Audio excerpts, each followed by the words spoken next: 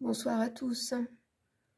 Ce soir, plutôt que de tirer une carte, j'avais envie de vous proposer quelques passages du livre d'Hubert Reeves qui s'appelle Malicorne, réflexion d'un observateur de la nature.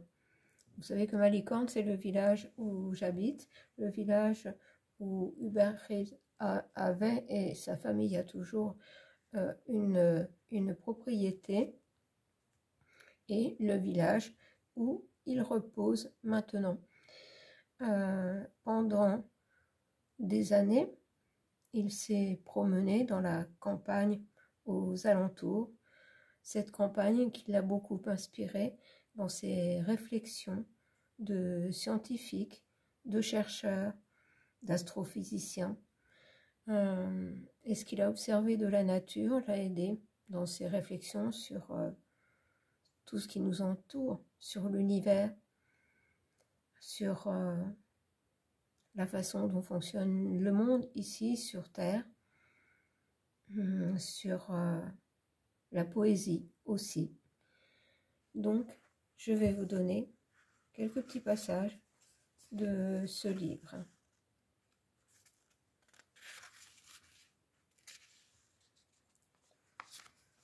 Matin de juin, à Malicorne. À mes pieds, un ruisseau coule. De grands aulnes allongent au bord de son lit leurs racines noueuses, où l'eau se faufile et s'agite. Les rayons du soleil argentent les remous que ces obstacles imposent au mouvement du liquide. Des dessins moirés oscillent et brillent en minces bandes lumineuses. Une libellule au bleu de bronze métallisé y circule, bruyante. Aulne, faisceau de troncs émergeant d'un fouillis de racines à moitié immergées, branches alourdies, inclinées en ponts multiples sur le lit du ruisseau. Quel plaisir de vous regarder quand, de l'ombre projetée, sortent des cercles argentés à la surface de l'eau. On entend le chant inlassable d'un triste d'une tourterelle. Ciel miré dans l'eau, reflet mouvant du bleu parmi les ramures qui se balancent mollement. J'aime ce paysage. Le mouvement de mes pas me dirige régulièrement vers les ruisseaux ombragés qui courent au fond des vallées. Je m'assois sur un tronc d'arbre pour regarder le souvenir évanescent, pour garder le souvenir évanescent de ces moments sublimes. Je les enregistre sur un dictaphone. Les lignes qui précèdent ont fixé dans ma mémoire la splendeur d'un matin de juin au bord du Branlin, la petite rivière qui coule dans le village. Je vous ai d'ailleurs fait pas mal de photos de cette petite rivière et des branchages qui se penchent au-dessus de l'eau. Malicorne est un petit village de Puisaye, le pays de Colette, situé au nord de la Bourgogne. Dans cette campagne grasse, verdoyante, légèrement vallonnée, on peut marcher des heures sans rencontrer une seule voiture.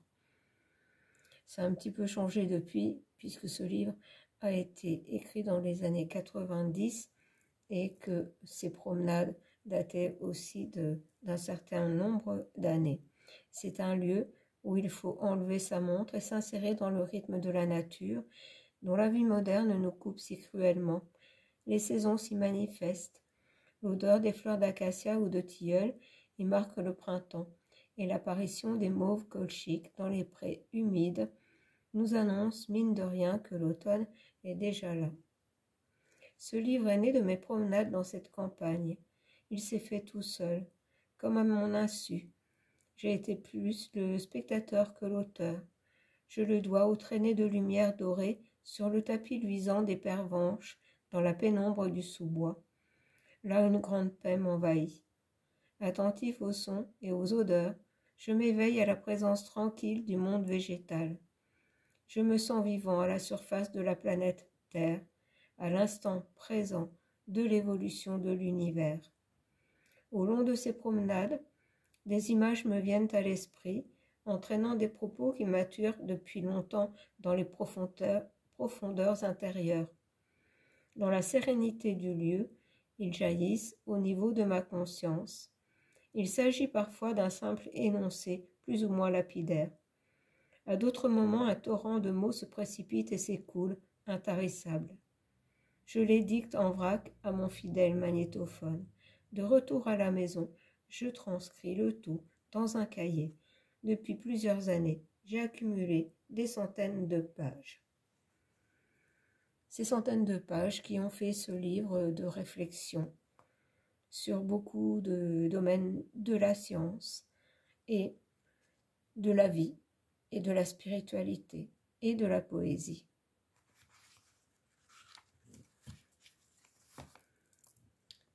Je vous décris un petit peu son lieu de vie et ce qu'il adorait faire, c'est planter des arbres. À Malicorne, nous vivons parmi les grands arbres d'une vieille ferme bourguignonne. J'adore planter des arbres, en particulier ceux qui ont une grande longévité, cèdre du Liban, cèdre de l'Himalaya, métaséquoia du Sichuan, chêne rouge, châtaignier. J'ai semé des séquoias qui ont maintenant plus de 3 mètres de haut et maintenant encore, plus de 30 ans après, beaucoup plus de hauteur. Dans notre jargon malicornien, cet ensemble d'arbres s'appelle la forêt millénaire. Être responsable de ces arbres qui me survivront longtemps me plaît infiniment. Je sortirai de ma tombe si quelqu'un s'avise de les couper. Je leur rends visite, leur intense présence me parle et m'inspire. J'ai plaisir à reconnaître leur contribution aux réflexions présentées dans ce livre. Voilà. Ce livre est édité aux éditions du Point. Il est paru dans les années 90, je crois même 1990. Voilà, j'espère que ce passage vous aura intéressé. Notre région a inspiré beaucoup de chercheurs, inspire encore beaucoup de chercheurs, qu'ils soient scientifiques, qu'ils soient philosophes, qu'ils soient auteurs.